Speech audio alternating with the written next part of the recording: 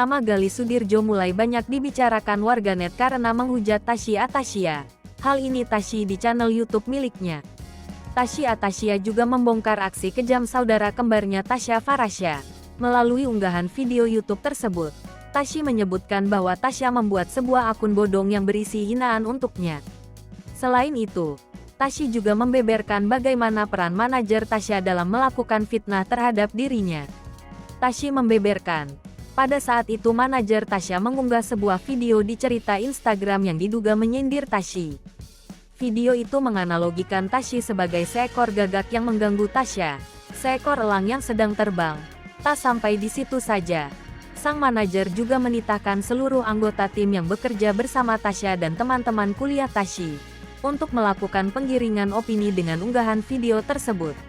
Akibat perlakuannya, Gali pun telah dicap sebagai manajer kurang ajar oleh keluarga besar Syekh. Gali Sudirjo yang saat ini berperan sebagai manajer Tasya Farasya, juga sempat bekerja sebagai manajer Rahel V-nya.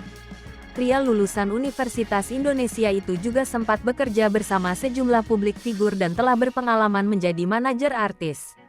Setelah dibanjiri hujatan warganet, akun Instagram Gali pun hilang. Kendati demikian, ia telah membuat akun Instagram lainnya.